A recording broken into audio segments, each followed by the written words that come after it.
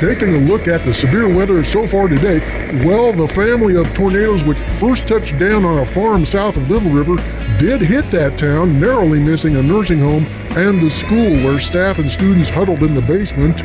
A few people sustained minor injuries, and there were confirmed reports of a horse picked up and set back down, apparently muddy but unharmed. USD Office 444 was demolished. The multivortex apparently strengthened to a likely F4, moving to the northeast, damaging several farmsteads for 6 miles until completely destroying a farm, sweeping it all away. The Myers couple and 2 children rode it out in the storm cave with a neighbor and her daughter. Dozens of animals were killed, but the people only left in shock amongst a field of tree stumps and crumpled farm machinery. The tornado then destroyed another home and farm buildings, the residents there being out of town but came home to find themselves homeless. The black cloud was then seen from McPherson moving northeast toward Marquette. In other news, 2 oil tankers collided in the pre-dawn today just outside of Vancouver, British Columbia, spilling an estimated 250 tons of oil into English Bay. The Japanese tanker almost split the British tanker in half. Cleanup operation.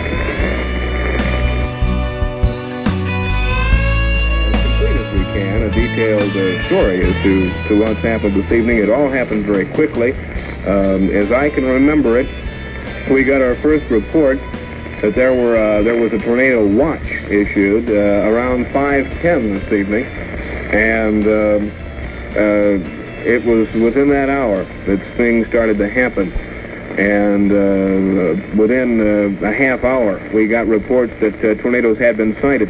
The first reports received around 5:20 this evening that tornadoes had been sighted north of Salina. As our coverage continued, at about 5:45, between 5:45 and 6 o'clock, we got first reports that tornado activity was taking place in the Lindsborg area, south and southwest of Salina. We got a report at that time from Roger Miles. Within this thing, handles to spike it down if we have time to spike it, but according to this design... Jerry Bruce is the name, and I'll be 52 here in a couple weeks. I'm 51 currently. I actually have a piece of welding shield glass. It's high impact. We've shot this with high impact BBs. I live in the house that I was raised in near McPherson. I actually chased for KTV out of Wichita and a local radio station here. I've been a chaser for 34 years. We've developed this pod within the last 2 years. I graduated from McPherson High in 1980. I was good at chasing girls in high school, pretty much. I liked science, probably history were my favorite things. I was never really good in algebra. Pretty good in math, but algebra and things like that, that just got pretty complicated pretty fast for my mind. But I liked physical things and history things. And some literature. I like literature too. I work with KTV. I've been with KTV for now about 10 years as a chaser and spotter, and also work with the National Weather Service as a cooperative daily stats every day in the McPherson County area. I had a dog and a motorcycle if I was lucky, and a bicycle. And fishing. I love to fish. I have a good friend over near the Galve area in McPherson County by the name of Theron Kane, and he's usually with me, but he had other family issues going on today, and so he's not with me. But I do have one of my young sons with me, and of course we do streaming video for Cake Television, and you know, anything that the Weather Service would like to use, they're more than welcome that we have. And like I say, 34 years at this. I've been around all the major tornadoes over the years, Heston, Hoisington, excuse me, Andover tornado, just so many, I can't count them. It's been too long. And went to work with the family in the family business. We have some oil production things going on, and oil repairs is what I was into. repairing engines and pumps and whatnot. I started in 1980. I started chasing in 1980. And back when I started, we had CB radios, and we would call. If no one answered on a CB radio, we would find a housewife at home in a farmhouse. Use their telephone, before cell phones. So it was pretty basic, kind of barbaric storm chasing back when I started. But now with cell phones, smartphones, and internet and everything else, it makes it very easy for a lot of people. So. A lot of mechanical things. I worked at KSAL Industries in Heston and ran punch press machine operations. There, I worked at Wear Technology in McPherson repairing the screws for injection molding purposes, and I've worked at Certainteed, which is another injection molding place. I worked for a school district, doing custodial things. I currently, for the last 8 years, going on 9, I've been at the Cedars Retirement Community in McPherson. So I'm active in the safety committee and basically preparation for anything tornadic or any kind of a disaster. Hopefully we'll have success with this thing before long, but part of the thing is we don't want people to get hurt. We just, want to have a good time out in the wide open expanses of Kansas and Oklahoma. I got 6 kids. I have 2 Eagle Scouts that I'm pretty proud of these older boys. And the oldest one is into ham radio as I am. KC0 IFO. And he is a Skywarn spotter and has a few tornadoes under his belt over the years. I've been a Skywarn spotter in the McPherson County area and basically from K15 over in Marion County across the state, clear to the west, working with Cake and other entities, radio stations, doing this for a long time now. So they've all been around tornadoes with their father from time to time. I've had rotation go right over top of me and really shake me up a couple of times. Once Conway Springs down by Wichita, 3 times. Another storm was near Norwich that we couldn't see anywhere from that. A rain wrap tornado went about a quarter mile behind, eighth of a mile, behind us and went around us. That was probably the scariest moment. Let me tell you the story about a man named Jed. Wow. Strong tornadoes possible. And so I don't know if it's God farting or what's going on, but here we are. We're expecting major storms. If I was a cat, I'd be on like 19 lives. Another pretty good scare was actually in the city limits of Great Bend when during the Greensburg tornado. Been struck, lightning, vehicle been struck by lightning before. That very tornado complex, that tornado lifted, set down another tornado, lifted, set down another tornado. Being blown off the road in Ellsworth County over by Canopolis twice in one setting. But another spin up near the airport came across. Yeah, blown clear off the road into the ditch. Basically that rotation came right over the top of me while I was on the air with Cake TV. And having, 6 kids, that'll put the fear of God in you. This is the biggest storm right here in the state. That was pretty good, but that happened so fast that I didn't have time to be scared. Mitchell Logan Bruce. I am 11 years old and I live in McPherson, Kansas. I like to go storm chasing. But I do have one of my young sons with me, and we streamed one time and saw some rotation near the Cheyenne Bottoms, Great Bend area tonight, so that's about all that happened so far. What we do is he sets up a live stream and we set it up through the computer so other people can watch, other storm chasers, and then we report to the radio station. As we pulled up and parked, this thing looked like a spaceship coming in. pretty interesting. What does rubbernecking mean to you when I say, oh, there's rubberneckers there? Like, normally you're not supposed to be out when there's storms. You're supposed to be in shelter. And you're kind of just goofing around out in the road, acting like you don't know what you're doing. Acting like you're knowing what you're doing, but you don't really know, right? Yeah. There you go. Well, J.A. Prater, the head meteorologist, is a little bit concerned later tonight, especially after dark here, of another disturbance coming in, a ripple, you could call it, coming in with the jet stream. So we had basically two windows of opportunity for tornadoes. The main tornado threats being actually in Nebraska and Iowa today, but as nightfall comes, there was a concern. I saw like big black clouds, and we knew that something was going to happen because it was just really big. Yeah, after we left Ron, we went south, right? And intercepted a supercell that was tornadic.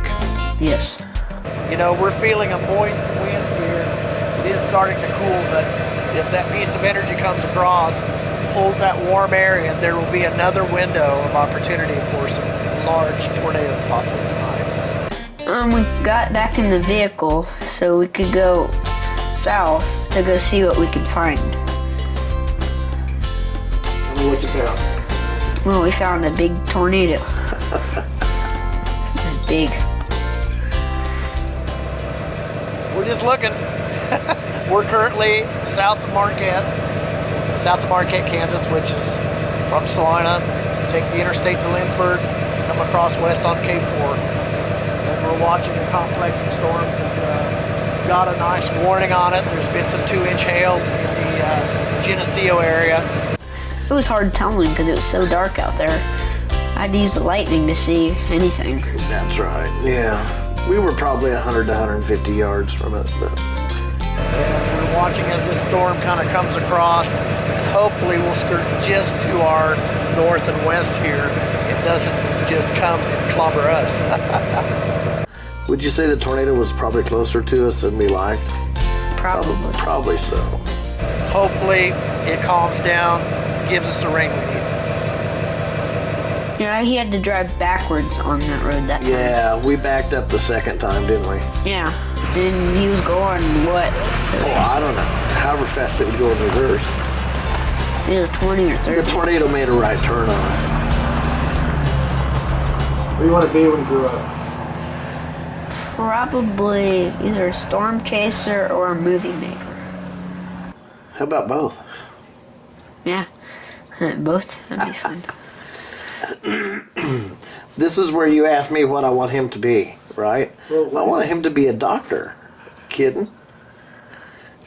I did not know that. You need to be whatever you want to be.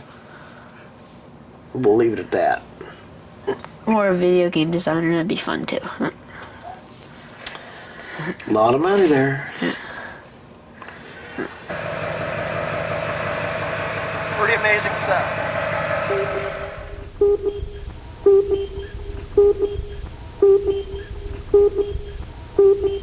On Tuesday, September 25th, 1973, I was in this particular house that I was raised in and was watching some severe weather coverage. We had a tornado warning, active tornado warning, and I was kind of excited because it included McPherson County. And so I proceeded, my mother was fixing supper in the kitchen, and I proceeded outside and jumped on my bicycle. I have a nice little pond out here, and I rode around the other side of the pond and saw the black rolling clouds, and there was a lowering, and it looked like what was going to be a tornado if it wasn't already on the ground. But it was several miles away from us, and I knew we weren't in danger. So I watched this thing just amazed, you know. I was like in a trance watching this thing. And this is the first time I really got bit by a tornado bug. It got bit pretty hard. And so my father came home. I probably watched the thing for 5 or 10 minutes. my father comes home from work, and I yelled at him from the other side of the pond. He says, "What are you doing over there?" I said, "Well, can't you see the clouds? There's a tornado on the ground." He came around, he says, "Sure enough." He says, "I wonder where that's going." I said, "Well, the tornado warning is on the television. I want to continue watching this thing. This is amazing." He decided that was probably okay because it was going in a different direction than towards us. And I had this little Honda 50 I'd had for just about 2 months. It was just about 2 months old. And I just decided to go out on my own, and I never have told my parents about it. Never did. And my mother probably will get after me for this, but I was a lad of 11 years old, jumped on a little trail bike, and off the road I went. I took off. And I didn't care who saw me or what was going on. I was going to get closer to this thing. So I probably got 12 or 13 miles from this thing. As it was, the way the crow flies. And just watch this magnificent cloud structure. And this tornado you could just tell that it was doing some serious business. So I snuck off. I came back and had supper, pretty excited. Then I got bit pretty hard. And so I used to go in the basement of this home, and when we would have tornado watches, tornado warnings, whatever, severe weather go on, thunderstorm warnings, I had a chalkboard down there, and I would write down, and I would estimate when it would get to the next county, because I had a state map right there beside me. And so I'd estimate how long it would be till it got to the next county. And I would kind of track the movement. And so I was doing meteorological things back then, yeah, that was my very first chase, I guess you could call it. So, 11 years old. And have a child of 11 years old that's been out on chases with his father, so kind of a deja vu. Multiple vortex tornadoes. Yeah, It's actually two. Pretty impressive.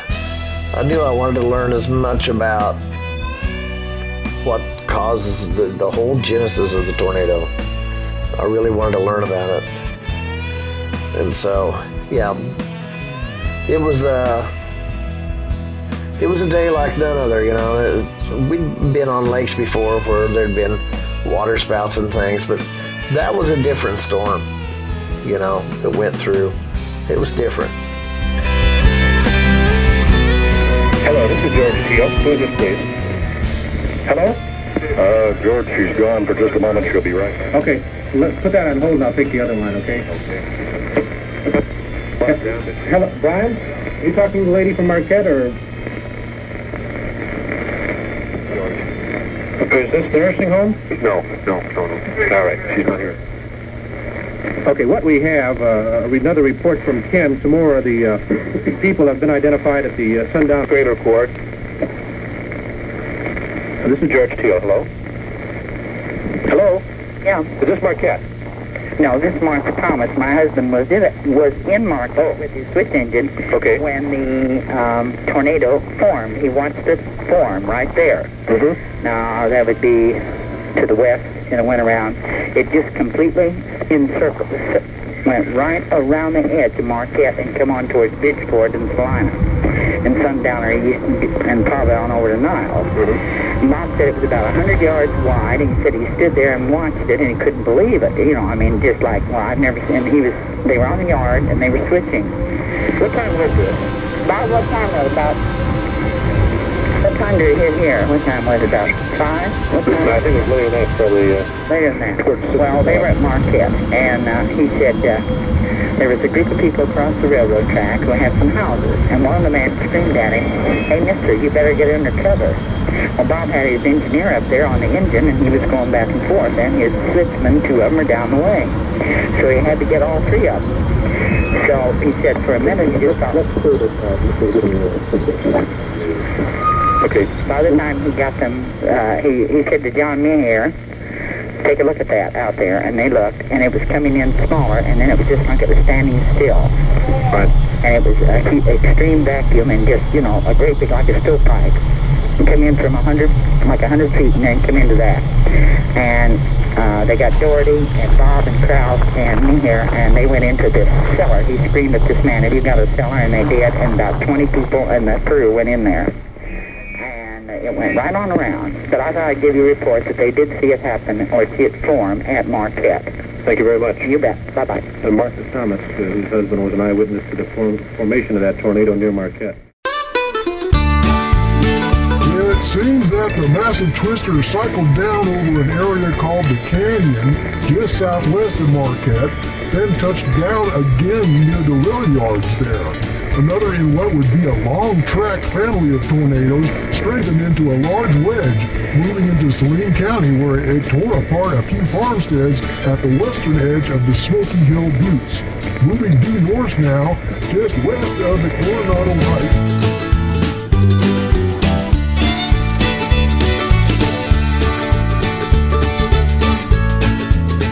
Oh yeah, and Keith Purcell lives over the hill from us.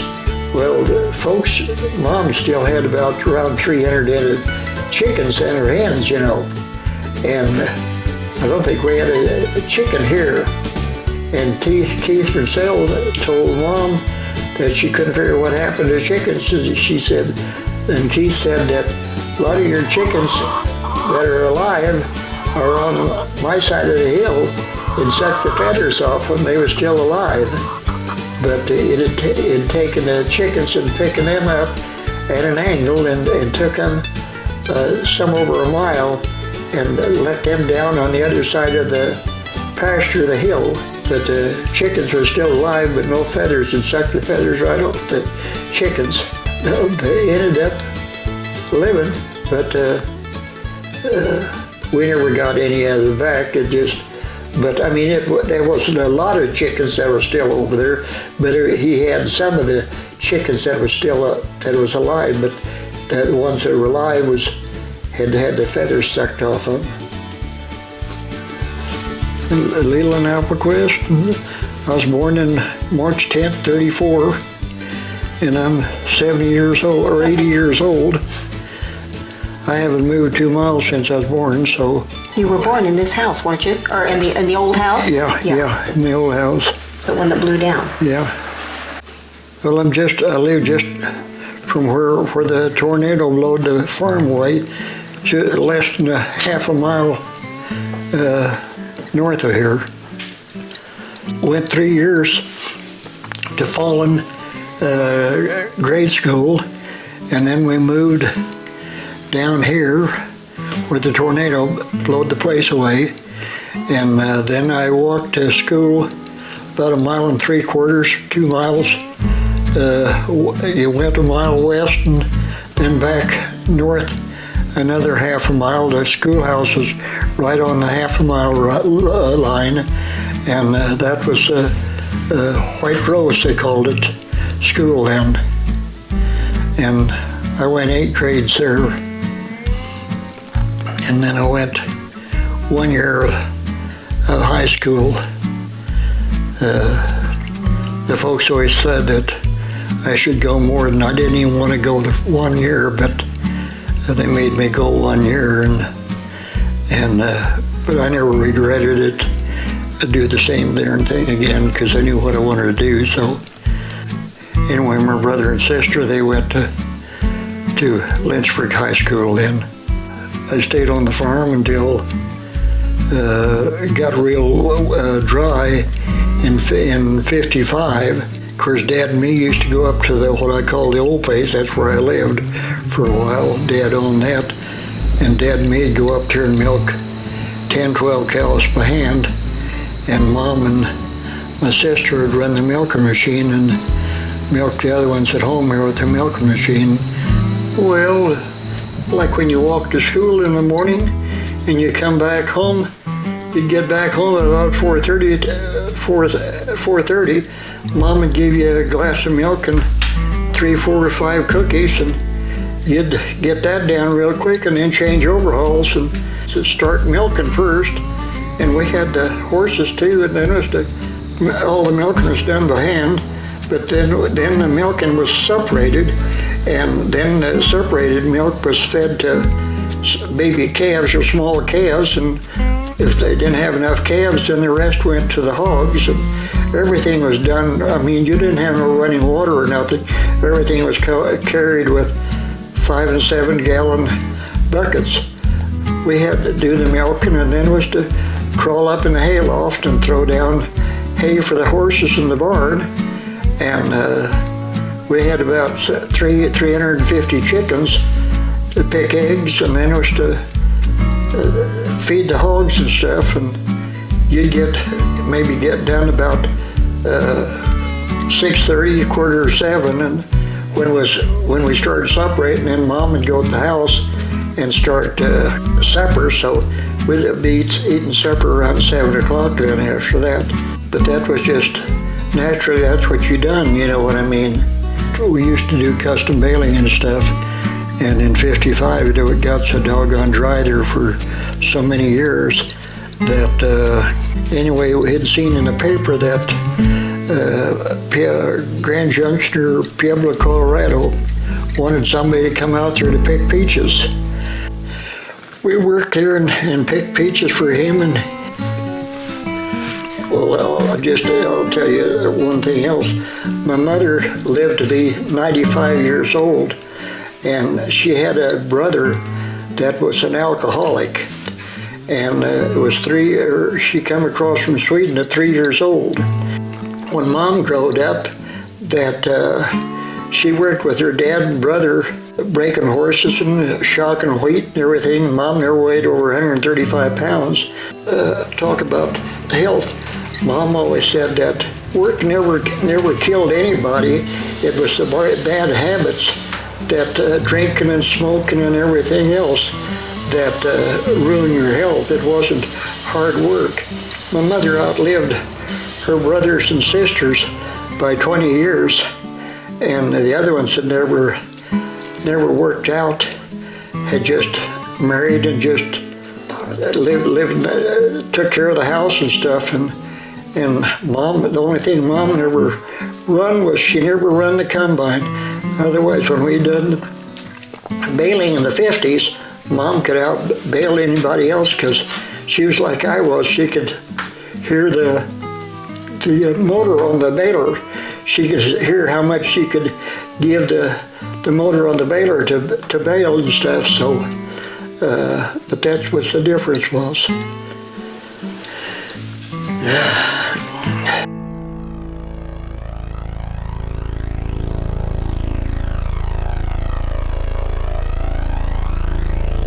September 25th of 1973, and I was at work at Femco in McPherson, and that night, whatever it was, we had to take and work about an hour and a half late. And anyway, I used to come back to Lynchburg and this was making tractor cabs is where I was working. And anyway, I used to come back to McPherson, and there's a little hamburger joint on 81. I'd stop there and get a big strawberry malt on the way home. And anyway, when I'd come down to what used to be Roger Johnson's place down here in the Berman, would come home, they told me I couldn't get home because the tornado had blown my folks' place, or where we lived, away. You'll have to go around and come in on the north because it's a quarter of a mile of hedge fences laying in the road south of there. Well, I didn't know nothing about it, so I come around the north way and come on home. And my first wife, we had just gotten a new Mennonite house the year before, not September, but May of the year before. And anyway, my wife had sent, we had 3 kids, a girl and 2 boys, just 11 months apart. She sent one of the boys over to pick up Mom because she seen the tornado coming. She seen the black cloud, and it was roaring just like a train. And so they had went down. We had a storm room off of the basement, and it went down that. Well, it hadn't blowed at all at home. And anyway, so when they come on up, then Joyce, my wife, took and opened up the drapes on the south window and told Mom, she said, looks like the farm is blowed away. And they drove on over here. Then, of course, everything was gone. The only thing it didn't completely take was the house. It had wrecked it beyond living in it.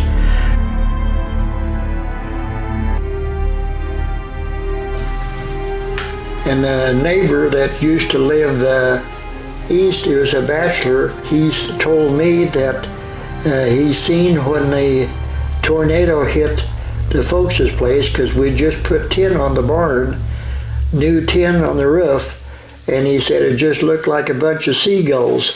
See all that stuff spinning around in the air. Of course, a lot of stuff like that was, a lot of the lumber from the tornado went in the neighbor's wheat field for a mile and a half, and up in the pasture, we'll still run into pieces of 2x4 that's 40 years later that hasn't rotted up, laying in the pasture that had dropped from the tornado. And we had 13 outbuildings, big silo. The barn was full of square bales, wire-tied bales.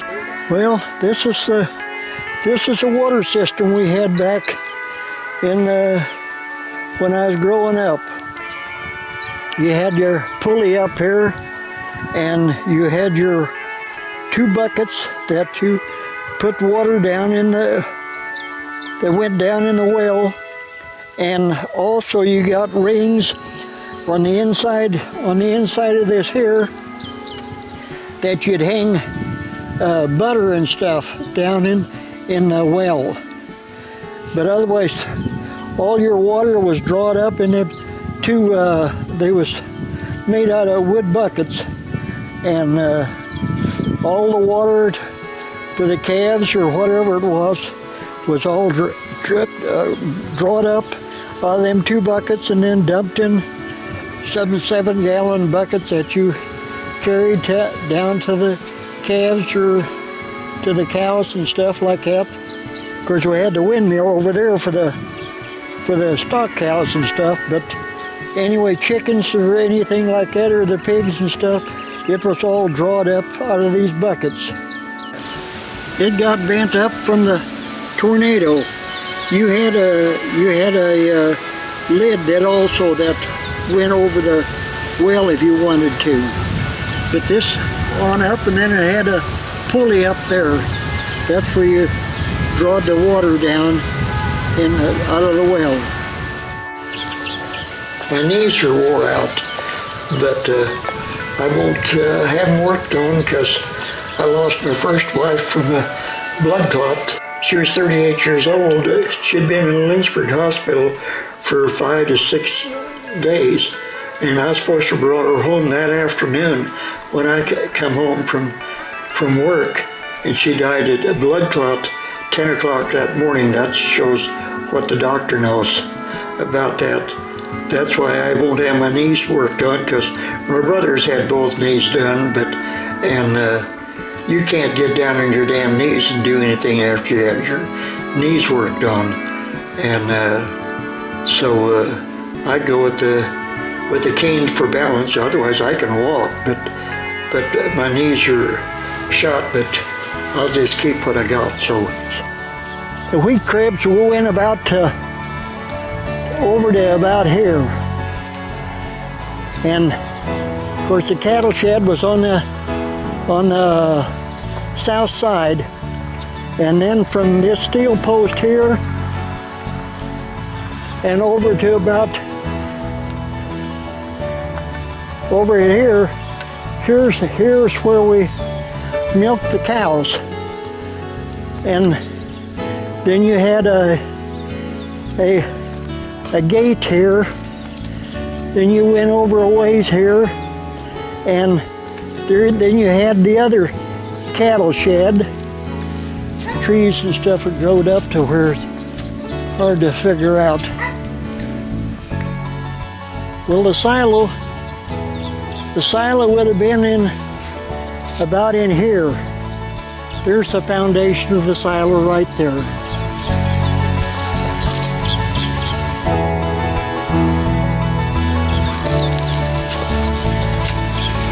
The big barn, of course, that's still got they don't have the tin on that because it would have had tin on before it blowed away. Here's some of the staves here from the silo.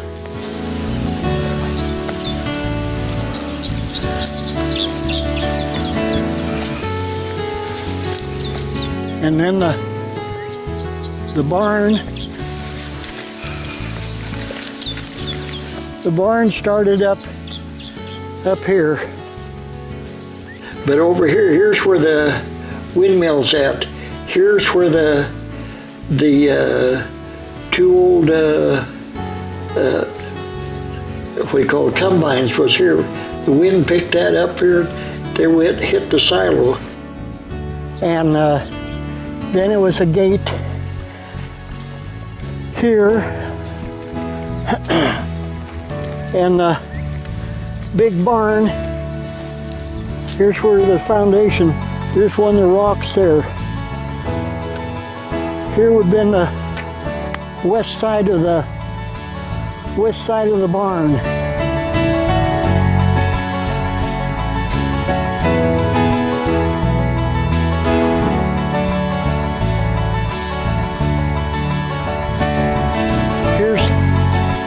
Here's foundation there. That's where the oats crib was. Here, that was slid out. That was slid out to the north here, about 30 feet, with the oats still on the floor.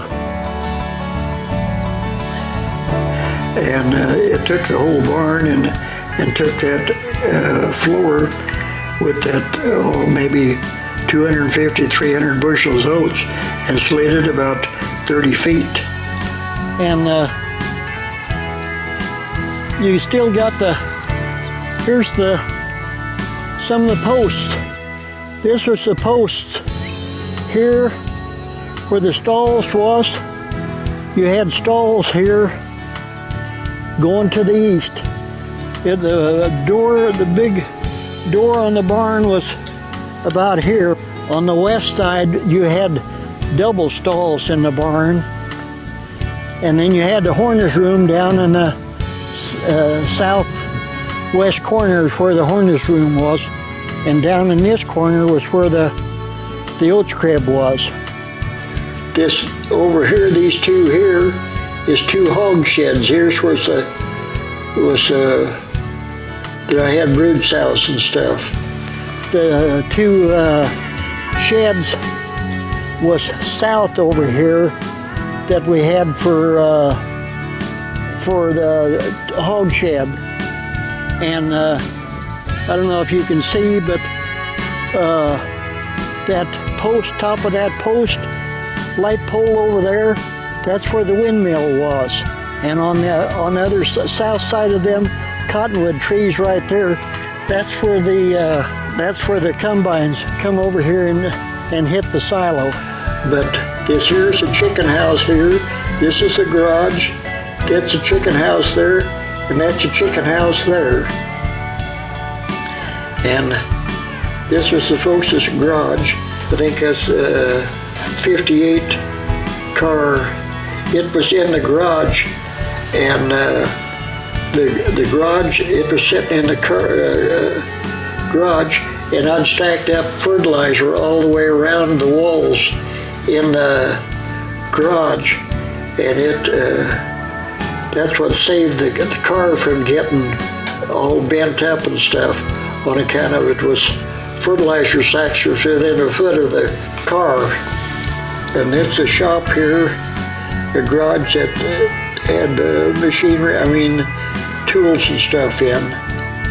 And this was what they called the wash house here, what we call the wash house. This was up east of the end of the house. This is where we used to take our milk up and separate the milk and stuff there. Here's the cattle shed behind over here. That was in this north field. And this was the house here that we had. Now that's after the tornado. You can see how the trees are there. That it kind of took the east end of the house. The west end it's a shot, but what I mean, all the windows was boarded up there for a while. Yeah, when you get 80 years old and this happened 40 years ago, you know what I mean? But it had picked staves. It would have been staves that went way over up in the pasture, you know, before they dropped the staves.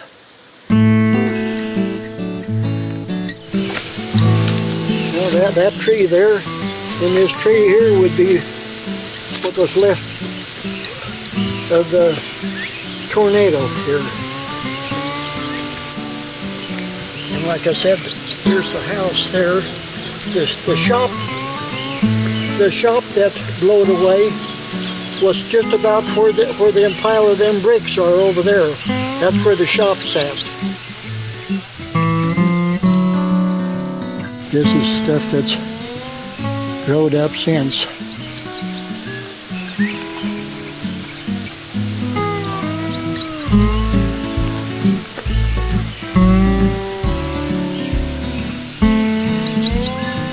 Where them cottonwood trees are up there, that's on the line of the fence. That was a real, they was big. There was a row of cottonwood trees on the line fence there because they had trouble with the water washing a ditch. So Grandpa planted them cottonwood trees up there. And that's what's left of them after the tornado. It was about 4 times as many cottonwood trees as it is left there now. See, before the tornado, the creek used to take and come, and it went on through here and over here to the bridge. Then after the tornado, then we had the creek was straightened all the way through here then. When the tornado blowed all the stuff away, then wire bales, we got wire in cane and stuff.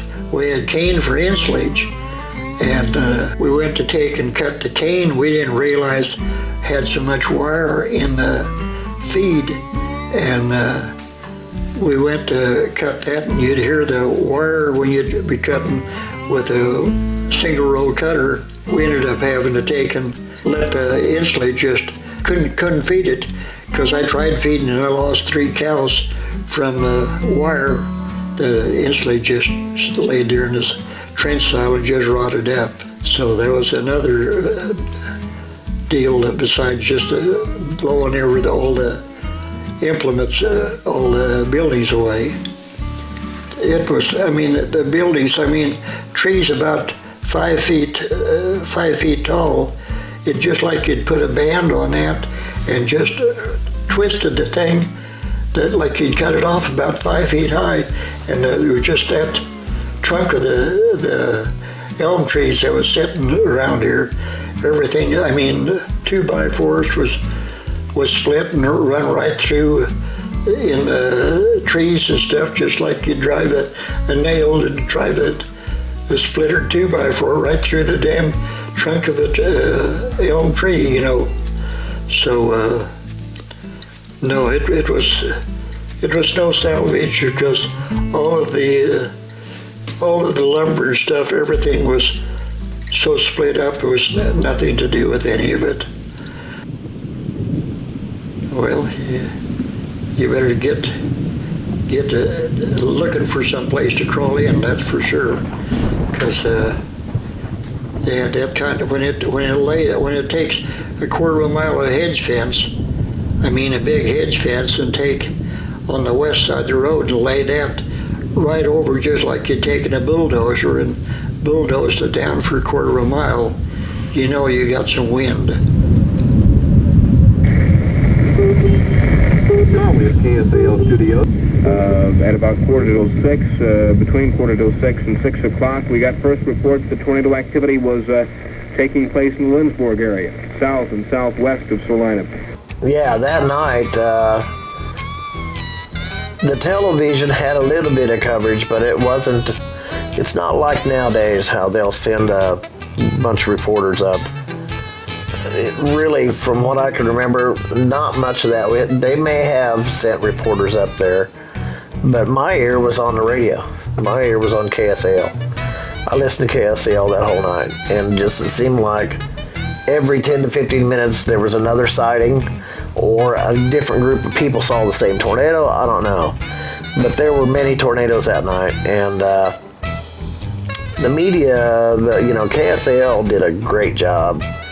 They picked up on that and followed the storms, and I'm sure there were other stations up the road, that did just as good a job maybe, but KSAL was my station. We listened to AM radio back then.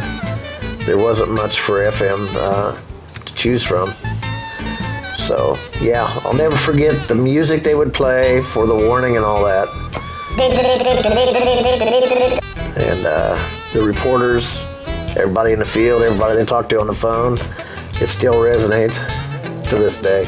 Ken Jennison in Civil Defense Office. This may be Ken calling back right now.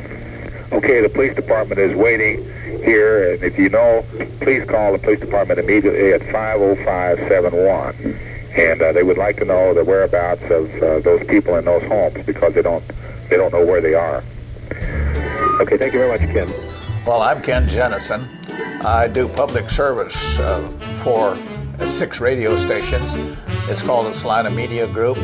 Those stations there's 3 in Salina, there's 2 in Abilene, and then 1 in Manhattan, Kansas. That's what I do. Well, let's see, I was born in 1927. Rush County, near a little town that's called Rush Center. Rush County is south of Ellis County. I was born on a farm there in that area, and near Rush Center. We had a farm just west of Rush Center, between Rush Center and Tacoma, Kansas, which is on Highway 96. So that's where I started in 1927, May the 21st, 1927. Well, my family, I had 4 brothers and 1 sister, and we all lived there on the farm. I had 2 brothers, actually 3 brothers went into the service when World War II started after Pearl Harbor, and that was in about 1941. And I have only 1 brother living, Don. My brother Don is still living. He lives in Arvada, Colorado, and the rest of them have deceased. So I'm the remaining, me and Don are the remaining 2 of the Jennison family.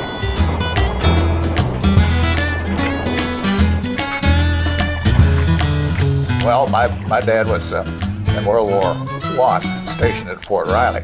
Met my mother, became a farmer. He stayed in Kansas, and he was a farmer, and that's what we did. We lived on the farm. We had cattle, we had the row crops harvest. That was a pretty good irrigation territory along the Mullen Creek, we called it. That goes through Rush County. Our income for that time of period was basically cattle. We had 18 milk cows, and we had to milk those, of course, twice a day. And it had to be done early because, we had to milk them, and then we had to separate the milk to get the cream. And then I had to be ready for school by 7:30. So most days start like 5 o'clock in the morning to get all that done. And it was a big job. I mean, there's a lot more involved than just milking the cows, taking care of the cream and separating, the milk and so forth. It's a full-time job. Kept us all busy. The milk or the produce that we got from that, the cream, was our cash crop, so to speak.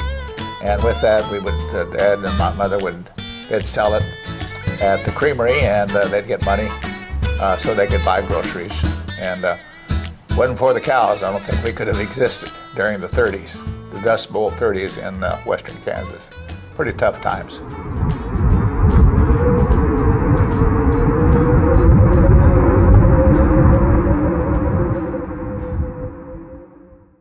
We did have chickens, a big chicken herd, or flock, I guess they call it, and we would sell the eggs, and a lot of eggs were sold. I think about other cash crop when I might have been raising pigs or hogs, and then we would sell those, But as far as beef cattle are concerned, or milk cows, we didn't ever bother with them as far as food, except for what they could produce, the milk and so forth. But that was it. That's what we lived on. I had a big garden. We had a way of irrigating a garden, so we always had plenty of vegetables, which my mother would can, and we would have plenty of food. Many times my mother would share food with our neighbors because they didn't have as much food as we did. So I thought that was sort of a good idea. Well, we were driving old cars. I think the first car that I remembered was a 1931 Chevy. And it was a good car, actually. In fact, in that 1931 Chevy, we took a trip to California, our family. It was a long trip in a 1931 Chevrolet. Going through the mountains of Colorado was very difficult. Anymore, it's easy to travel through Colorado. But back in the 30s, they didn't have those super highways. It was tough to get across the mountains.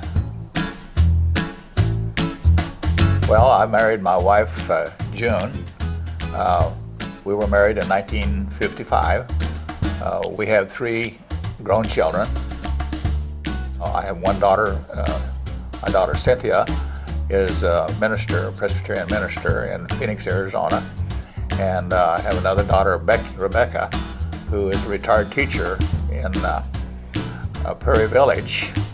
And then I have my son David, who lives here in Salina. I really started, the first time I was introduced to broadcast was when I was a junior in high school, and I went on a 4-H roundup at K-State. And at that roundup, they had, in the radio department, they had a recorder, tape recorder, and they recorded my voice, and they handed me a piece of magnetic tape, and they said on that tape was my voice. And I was really enthralled with that. So I started to college then in 1945, and I helped start KSDB, which is a radio station at Kansas State, still on the air, in fact. And then right after I graduated in 1949, we took a bunch of us guys, got in a car, and we went around the state of Kansas and applied for different jobs in different radio stations. At that time, there weren't that many on the air. We did stop in Salina at KSAL, and so I didn't know what would happen. So my folks said they were going to go to California to visit. That's where my dad sort of grew up. And so I left with them and went to California in 1949, and I had a call from the radio station here. And they said, if you come back, we have a job for you. And that job was copywriting, radio advertising, programming, so forth. And so I came back and went to work in July of 1949 as a copywriter. Well, we're looking at a Salina Journal that was published in 1937. At that time, the Salina Journal and KSAL were jointly owned by Harris Corporation out of Hutchinson, Kansas. So they were very helpful in publishing this newspaper about KSAL having its formal opening on Wednesday, June the 16th, in 1937. And this is the old picture of the old Journal building as it existed at that time. And the KSAL radio stations was upstairs in this area. My office was right here as the copywriter. And this whole floor down here was the Salina Journal. These pictures here that you'll see was the old studios. They were huge. In fact, there's a grand piano. It looks very small, but these were large rooms, and this whole area back in here was where those studios were. This was the main control area here, and this is another one of the studios. But on Saturday, many times when we had what they call the barnyard frolics, we would have many people would come up to watch the show, and that's where they would be, in this room. And this was a control room right here. You can see the little area right there. That was the control room that looked into this big room here. So anyway, and this was a program schedule, and if you could really see it, it has the different programs and a lot of music, and there were bands that would come in from all over the area, from Bennington and Tescott and Minneapolis and some of the other areas. Yeah, they even had a livestock report, and we still have a livestock report, so it's been on the air for a long time. Then I become the continuity director. This KSAL microphone, we still have it, and that's quite an antique, but it still works. Then I became a went into sales, and then I became sales manager. Consolidated still exists, Consolidated Printing. The Lee Company was big in Salina. In fact, the Lee Company actually started in Salina. And then I became assistant manager for a while, and I was appointed general manager. This is the announcers at that time, and I knew these guys. They were still working. Some of them were still working for us when I started to work in 1949. In 1949, when we moved to New Cambria, we went from 1 tower to 4 towers. And I was general manager at KSAL for about 19 years. Roy Heath Motors, he was one of the big dealers at that time and was still a big dealer when I went to work at KSAL.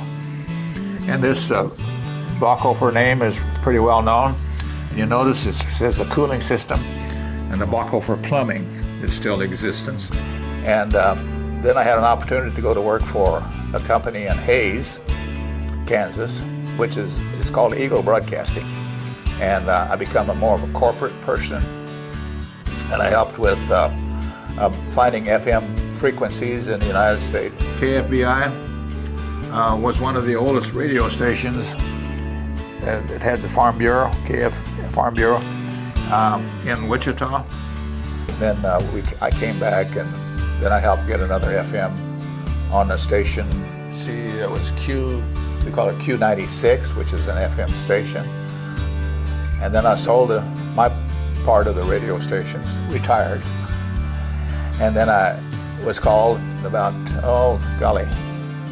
probably about 14, 15 years ago, and they wanted to know if I'd come back to work at KSAL as public service. And that's what I've been doing since. I've been the director of public service for this group of stations. That's a long time. That covers a lot of territory. There's a lot in between things that I've done. Of course, I've been on many, many different committees here in Salina. I helped start a prostate cancer support group. I'm a cancer survivor, and I had major surgery for prostate cancer. On the board of directors of the Salina Rescue Mission, quite involved in our church. I've been on the Chamber of Commerce, and so I was really involved, have been involved a lot in 4-H.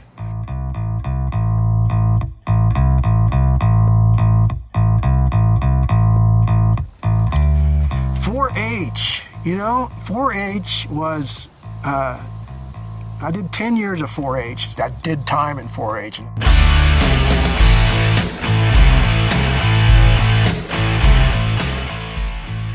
it was a good experience. 4-H was where you learned a lot of stuff that you didn't learn in school, and you got to practice your public speaking and your other projects. For me, it was photography. I became a photography leader. We had junior leadership, which taught us how to, lead juniors. I don't know what I learned, but I know it was good for me. I'm Ron Fent. I'm from Salina, Kansas.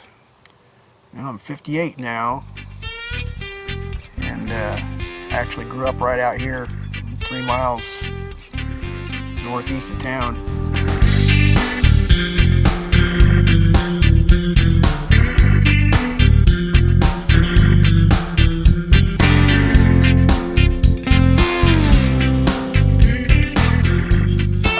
I was president for the last 2 years in the Willing Workers 4-H Club, and we were pretty willing workers, I gotta say. We had quite a bit of urging from our parents to do things, but we learned the value of sticking with something through a year and getting rewarded for that with your ribbons at the fair.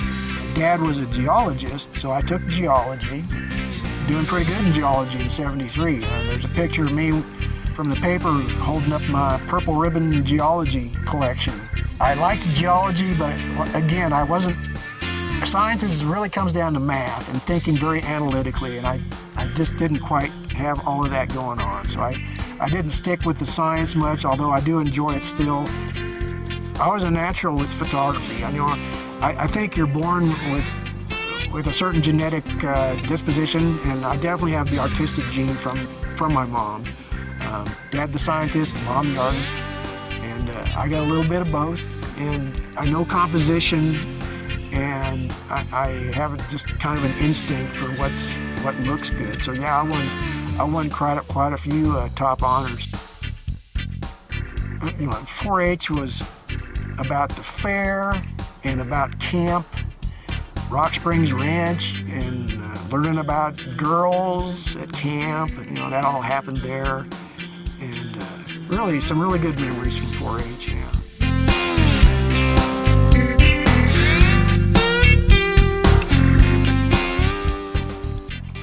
Well, if you grow up on the top of a hill in the prairie, it's like you can see everything, you can see forever. Back then it was darker, there wasn't as much light pollution, so the stars out here at night are incredible. It used to be like being in a desert. Now there's a little more light pollution because town, of course, got bigger. But you have these dark, icy nights in the winter where the stars were incredibly sharp and clear. You could see so much, and there would be so many coyotes singing. Of course, the main event was storm season, when these big thunderstorms come rolling out of the southwest and bringing hail and tornadoes and really fantastic mountainous cloudscapes. It's just incredible. It has to be experienced. Everybody should see that at least once. See something like that coming at them.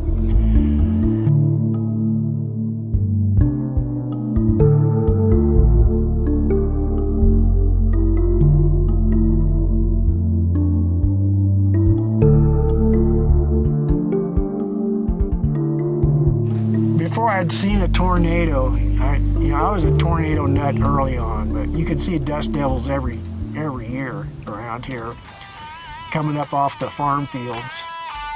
And so what I would do is get on my bicycle and go down to the field and wait for a dust devil to form, and then I'd ride along the road and get right in front of it, and I'd get hit with this spinning, whirling thing that is surprisingly strong. I didn't realize till the first time that happened, I get blasted with dirt and just filthy from being inside of a dust devil. And it'd rock you around pretty good.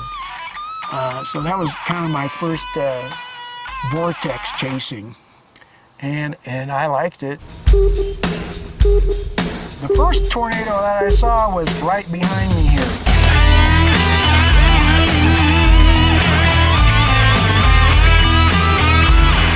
We got reports that tornadoes had been sighted The first reports received around 5:20 this evening that the tornadoes had been sighted north of Salina, and the tornado activity at that time was moving into the Bennington area. On September 25th, 1973, that was the first one, and it just touched down right over here.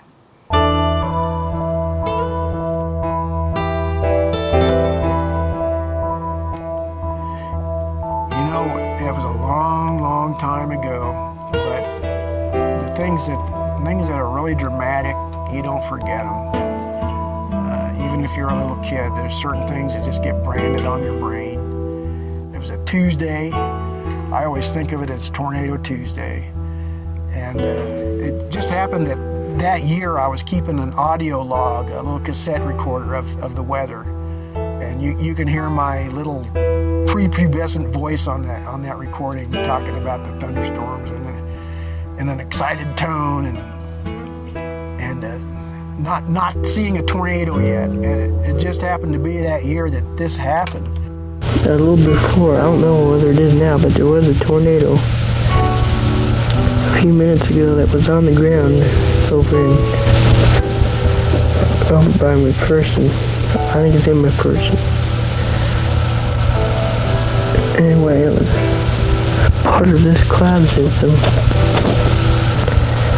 I'd been at school. It was early in the semester at high school. I was 14, a sophomore. And I rode the bus. Always had a long bus ride home, all throughout the county, it seemed like sometimes, before I'd get home. And it was a little bit after 5 o'clock. I was doing my biology homework on the couch. It'd been a damp, humid day and cloudy, of course. And my mom's in the kitchen peeling potatoes.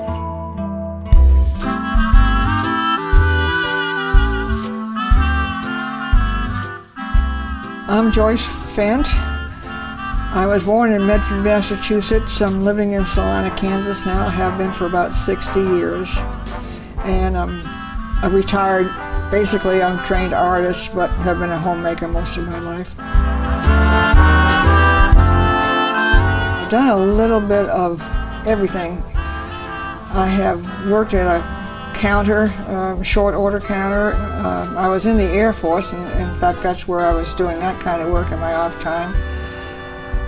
I've done training for 4-H kids, teaching entomology and geology. I worked with 4-H kids for about 20 years. I worked at the Art Center here in Salina for about 10 years, I guess. I did outreach exhibits for them. I've done a lot of public speaking. I've been on the Planning Commission here in Salina for 5 or 6 years. Most of my work has been volunteer, so I wasn't getting rich. I was in the Air Force during the Korean War, but I was never to Korea.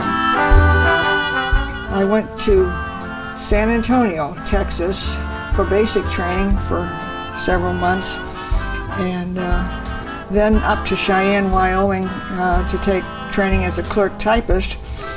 And of course, being an artist, there was a time when they had too many kids in school, so as I was just wasted effort, they put me in working in their art department. And I was good enough that they tried to get my orders changed to let me stay there and work.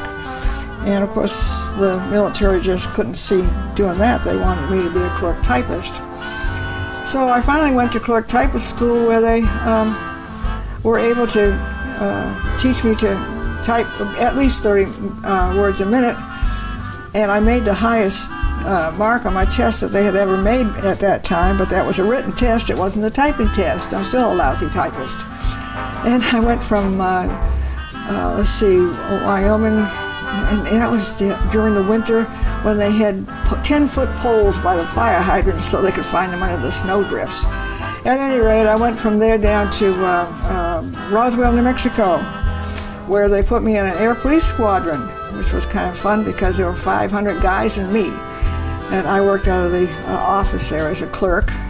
They were still trying to teach me to type. Let's see, then I was married down there. I married the first sergeant. And when I was able to separate from the Air Force, we went to Morocco, and I spent a couple of years in Rabat, Morocco, which was a wonderful experience. And it goes on. But we're back to, from there to Smoky Hill Air Force Base here in Kansas, and I've been here ever since. On September 25th, 1973, I was just in the kitchen thinking about getting something ready for supper. Ron had just come in from school, and so I was peeling potatoes at the kitchen sink, which has a lovely view to the west of Saline County. As I stood there, I noticed the clouds gathering, and suddenly this white tornado came down about 20 miles to the west. It was compact. It was more of a ropey tornado, but it was certainly larger than life as far as I was concerned. I called Ron to come see if this is a tornado. And she says, "Hey Ron, is this a funnel cloud?" And I just dropped that book and went right into the kitchen and looked out the window of the west side of the house there, and there it was. There was a funnel cloud coming down about 5 miles away. And I said, and he came running out. He confirmed my sighting. He grabbed his movie camera, an 8mm we kept with film, because Ron always wanted to get that one tornado on film, and this was his chance. So he took off. I turned on the radio to see if there were any alerts, and there wasn't any. They were just doing their regular programming, which rather surprised me. Yeah, it sure is. And I grabbed the wind-up Brownie movie camera from the closet there, and I ran out here in the backyard, and I filmed my first funnel clouds and my first tornado. And I heard later on there was an Ajax commercial for a cleanser, and they had a white tornado in that commercial, which was probably the only time I ever saw another one.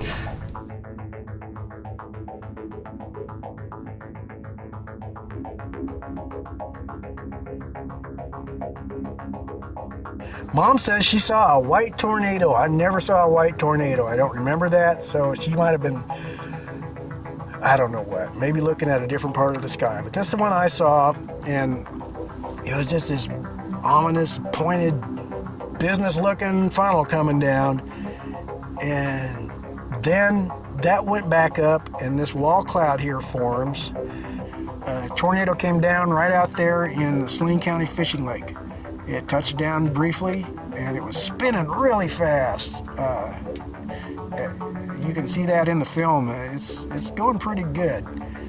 And we found out later that these were all, the tornado outbreak that occurred, they were all pretty intense, F3s and F4s, big tornadoes. So I'm sure that was an F3 wind speed that I saw out there. And then that went on north towards Bennington. He had a very dramatic sign-off for me when we ran downstairs because there were tornadoes on our heads. It was intense. For a 14-year-old, but in my case, a 14-year-old tornado nut, it was probably a little different. I wasn't terrified. I'd grown up with science and had a scientific interest in all things nature, and always wanted to see one. So when the first one happened and I got to film it, I was ecstatic. I was through the roof. I was so excited, and you can see in the film I'm not real steady because I'm really excited shooting this thing. But at that point of the evening, I was mostly just full of adrenaline and teenage energy, because we didn't know that it was the beginning of a very serious tornado outbreak. And the tornadoes really touched down in Salina around 6 o'clock, almost straight up on the hour. And the first place is... I know that I definitely didn't want to go down in the shelter. I wanted to stay up and see what was happening. But I also knew that it was very dangerous to stay above ground. If if we got hit. If this brick house got hit by a big twister, it'd tear it apart. Even though it's a really solid one-level house, it's withstood some 80-mile-per-hour winds.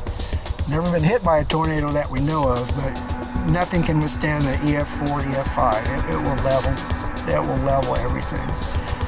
And I knew that even back then. So yeah, I didn't want to go in the basement, but mom's the boss, so we did. And she would have been really scared, I'm sure, and trying not to show it. So yeah, it's a mixed bag. You want to be safe, but you also want to see. You want to see it. Oh, when the bigger tornadoes came through Salina, we headed for the basement. I just don't fool with tornadoes. When they're getting close to home, we want to be where we're sheltered and feasibly safe. The purpose of these bases can be none other than to provide a nuclear strike capability against the Western Hemisphere. My husband had built what was to serve as a fallout shelter as well as a storm shelter during the Cuban crisis we had some years before. And he built it off of the house so that we could go down the basement through a huge steel door, and it was an underground place that had beds and everything, even some canned goods, so that we could stay in there for a while if we did have a nuclear attack. But I hated the place so much. Generally, I just sat in the basement where it was safe with the cement walls, figuring that if it was going to get me, it wasn't going to get me in that dark, dingy old shelter. We were listening to the radio, of course, and right about the same time that one touched down, unbeknownst to us, one was touching down near Little River, down in Rice County, southwest of us. And it was a very, very large, dangerous tornado. And it worked its way up from Rice County after hitting Little River, blowing up a farm or two. Just missed Marquette and Lindsborg, and it went around behind a row of big hills across the valley here that you can see on the horizon. And there's a film of it from his farm coming up behind those hills. Just creepy looking. Ron and I just sat down there for an hour or so. We could hear the rain beating and we could hear the wind and the hail.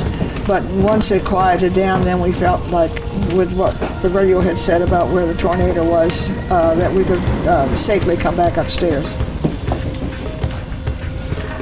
After the storm passed, we looked around. We had a few old limbs and things down, but not damaged as such at our place.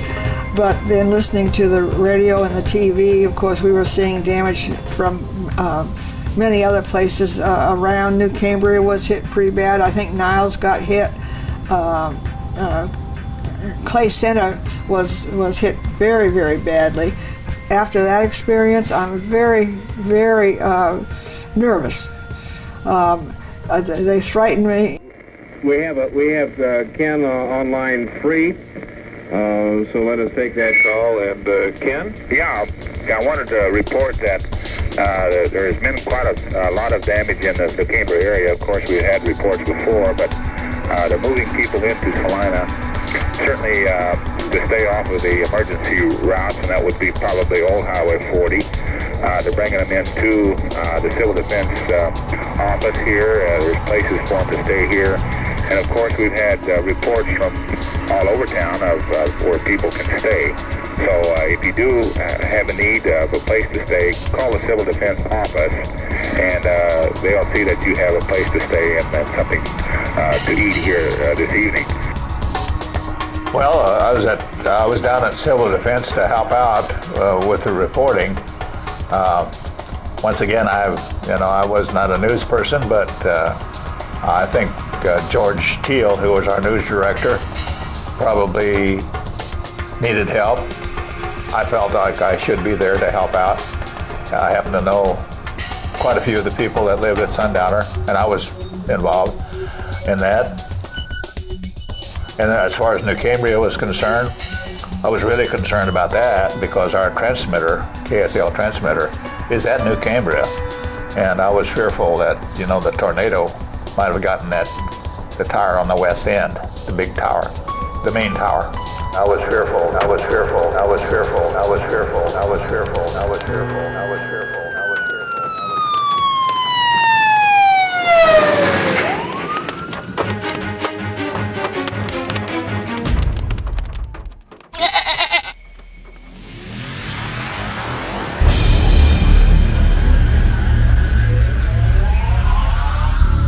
I felt like I was very insignificant as far as the power of the tornado. I felt, first of all, as a broadcaster, I was fearful. I don't know if I had fear or whether it was more of the awesome of that tornado. I mean, it was like a rope. I mean, a lot of tornadoes look big and wide. This one here wasn't big and wide. It might have been maybe 100 yards or less in width. And you don't see those. Most of the times you see the tornadoes, they're huge. I was really sort of, I don't know, you get excited or you get, concerned, you get, I think you have, if you see it up close to a tornado, you have about every emotion that you can imagine. I mean, you can have fear, you can be struck with the awesome power of nature. You can, I don't know, you have all the emotions.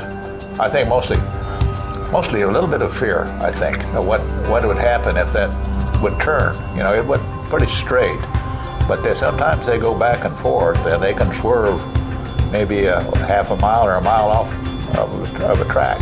Or the one that went near Bennington, was it last year? It headed toward Bennington and then stopped and went backwards.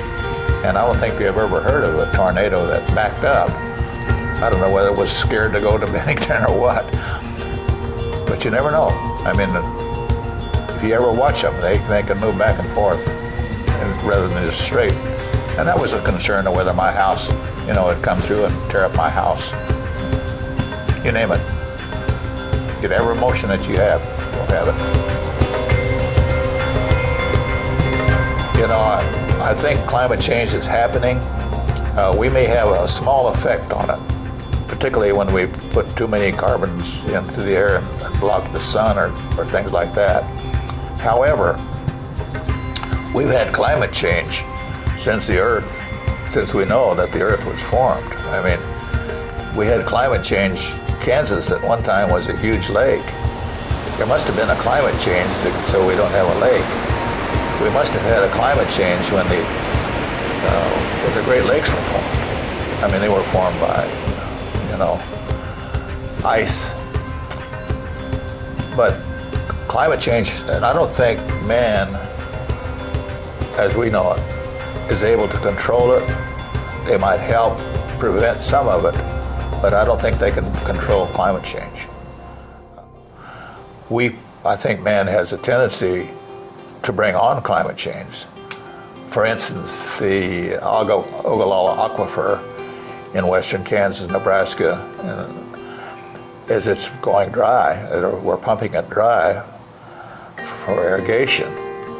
Eventually it's going to be dry if they keep pumping it.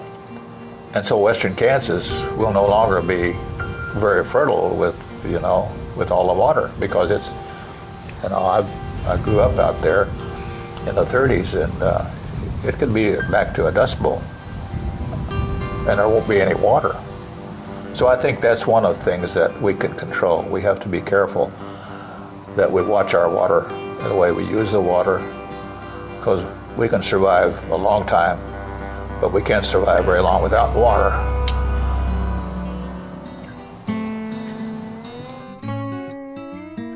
Everything was so much different, because you'd walk to school and you might be raining a little bit, John. You're going to school and it might be a little raining coming home, but it wasn't no darn downpour, So a lot of things like that has changed compared to what it was 60, 70 years ago.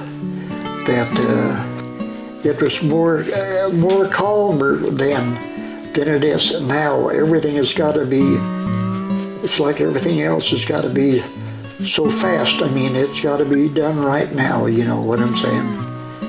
Climate change myself is what I think is a lot of has to do with all the Sputniks and stuff in the air has to have some bearing on stuff. Today, a new moon is in the sky, a 23-inch metal sphere placed in orbit by a Russian rocket. Space platforms and everything else. You didn't have that 70 years ago, what I'm saying. Way out of what I call, like the old farmer says, way out of line compared to what it was 70 years ago, what I'm saying. You are hearing the actual signals transmitted by the Earth-circling satellite, one of the great scientific feats of the age. Do you know what a Sputnik is? No, I really don't, but it's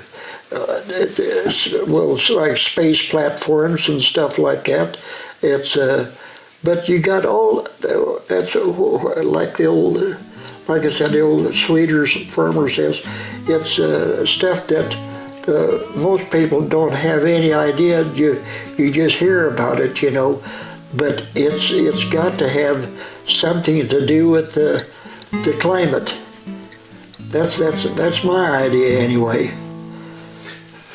I disagree there. I think climate change is caused by mankind, by the way they do not take care of fuel, and they burn too much coal, and they've polluted the air.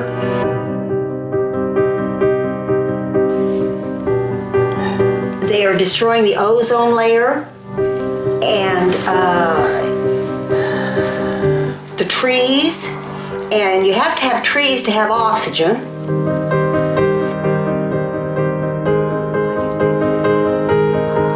We were talking one time in Lindsborg with a bunch of his friends, and this one guy said, "Oh, no, it isn't. It's not caused by that. They've always had climate change." Well, yeah, they have had climate change. But maybe it's because nobody knew enough to try to change things and help themselves. And now people do. And you know, I may be wrong. Maybe it's caused by the Sputniks and stuff. I don't know that, but that's not what I think. I think it's caused by mankind being careless with everything. They've got to, with fertilizers, with insecticides, with what do you call weed killers and so on like that. And I think that gets into the air, that destroys grasses and trees, and that they need to keep the air clean and to keep the climate under control. It would be nice to be able to say, well, you know, it's 93 today, let's turn this down and make it 91. But you can't do that. God does that. But, you know, I think that he supposedly made us smart enough that we can learn. And if we don't, not going to be anybody here to teach anybody, is there?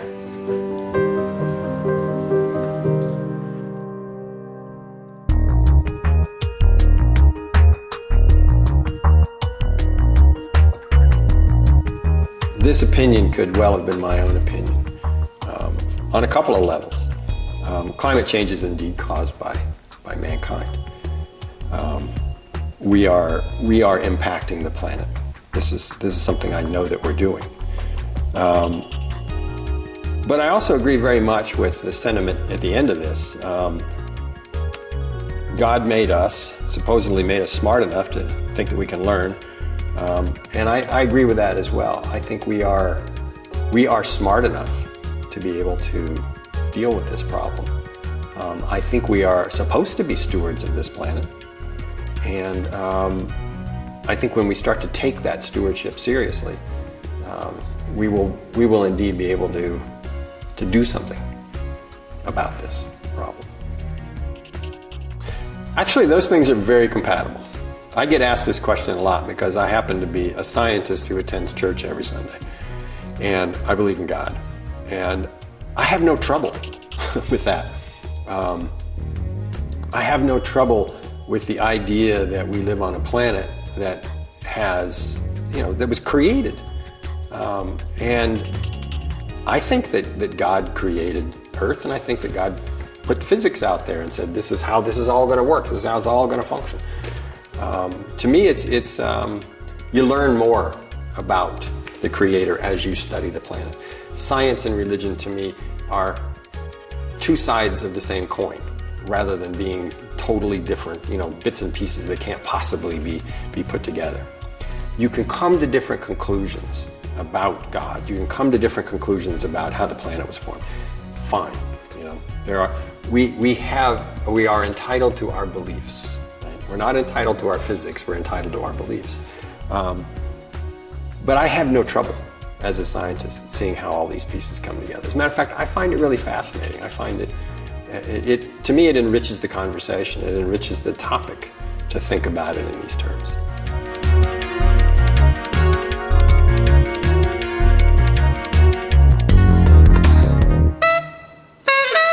Well, because of the fact, I think I know where I'm going when this is all over, that great storm chasing the sky or whatever.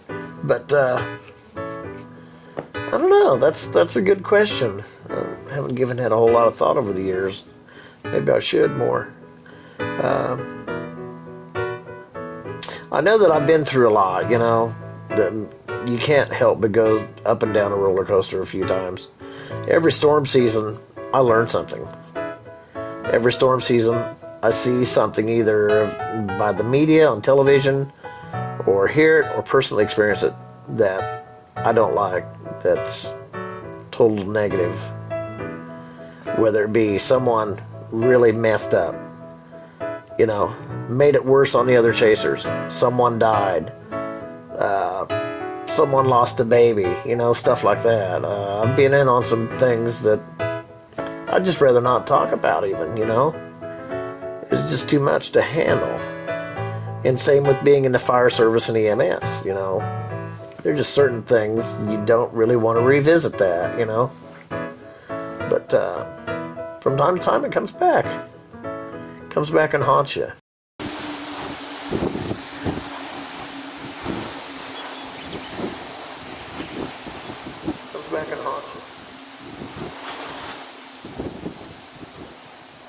Climate change, well, there's this global warming thing that's out there, which I think a lot of it's maybe more political than actual.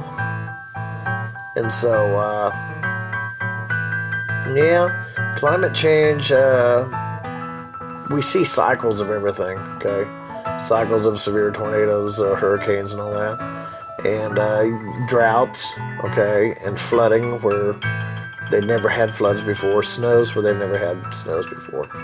I think it's just a cycle of everything. I can go through and look on my National Weather Service. I have records going back into the 1800s, written records, temperatures and all that. And you can see fluctuations. You can see that everything's, a pattern of fluctuations. So climate change, I suppose so, but where does, if the oceans are drying up and all this, like they think maybe is happening, where's it going? Does it just go into outer space? It goes back into the cycle, doesn't it? I think it does. I think some areas will become forested, other areas will become deserts. I think that's probably part of the genesis of how things work. So if you notice nowadays, the tornado season seems to be later coming, maybe later going. The seasons are a little bit off. I think that's what I think's something that's significant, even maybe more than the oceans drying up or the polar caps evaporating. There will be another ice age. There always is. It's just part of the cycle. Has it really changed, or has our culture changed? Everybody has a cell phone and a camera now, okay? Well, back when I first started doing this, you were lucky to get very good footage or video of a tornado. Now you get them all the time. You know, there's probably a lot more out there than we knew about, but the culture has changed as much or maybe more than the weather's actually changed. Does that make sense? So there's a couple of interesting ideas in here. One is the thing about cycles, and I hear this a lot, that it's all just a cycle. And indeed, if you look at our planet has cycles of climate, cycles of temperature. So you could ask the question, is the current warming something that matches what we would expect from a natural cycle? Interestingly, the answer to that question is an unequivocal no. If anything, we would expect to go to a much colder climate. Over the last million years, we've been going through what we call glacial interglacial cycles, where as we drift further away from the sun, we get less solar energy. As we get less solar energy, the planet gets colder, to the point where it triggers a glaciation, large ice sheets covering most of North America, large ice sheets covering Scandinavia. So saying something has a cycle doesn't mean that cycle can't be broken. And that's what's happening now. I mean, we stepped into a natural world and did something that was not natural. We increased CO2 in a very short period of time by a very large amount.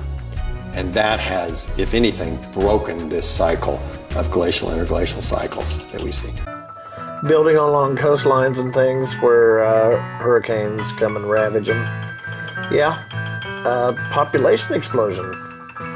I think that's as much, an impact on the world as anything is the population explosion. It's, how much can the world really take? Interestingly, this person also brings up population in building along the coast. And I think that there's a lot to that. There are more and more people building along the coast. We have more and more wealth concentrated along the coast. So when we have a hurricane come in, is there more damage? Yes, there's going to be more damage. Same is true for wildfires. I mean, we spend much, much more on wildfires than we did in the past. Part of that is climate change. Part of that is a drier west, more fuel, more opportunity to burn. But also part of it is that we are moving into the forests. So it's not a simple one-way thing. There's always going to be more than one piece to this. The other piece that's mentioned here is population, which I agree 100%. This is the piece of the conversation we don't have nearly as much as we should have. There's 7-point-something billion people on the planet. And the more people there are, the faster we change things because we use resources faster. And the harder the problem comes in solving the problem, because you have more and more people that you've got to get going in a different direction in order to solve a problem.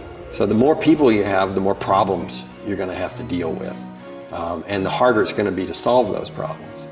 On a couple of levels. One is that roughly 2 billion of us on this planet don't have enough daily food or shelter to survive, and so their world is basically find food and find shelter. They're not economically capable of caring about the climate system. They're not going to. If they can find coal, if they can find wood, they will burn it. So there's I think, one of the things I talk about when I speak in public is that we've got to deal with the population problem. And ignoring it is not going to go, it's not going to go away. Comes back and haunts you. Comes back and haunts you. Comes back and haunts you. Comes back and haunts you. Comes back and haunts you. Comes back and haunts you. Comes back and haunts you. Comes back and haunts you.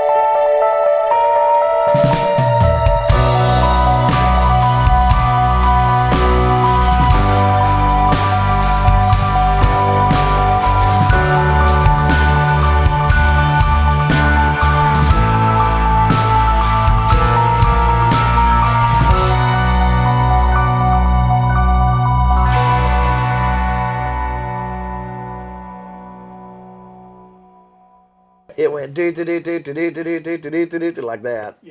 Everything just went plumb nuts.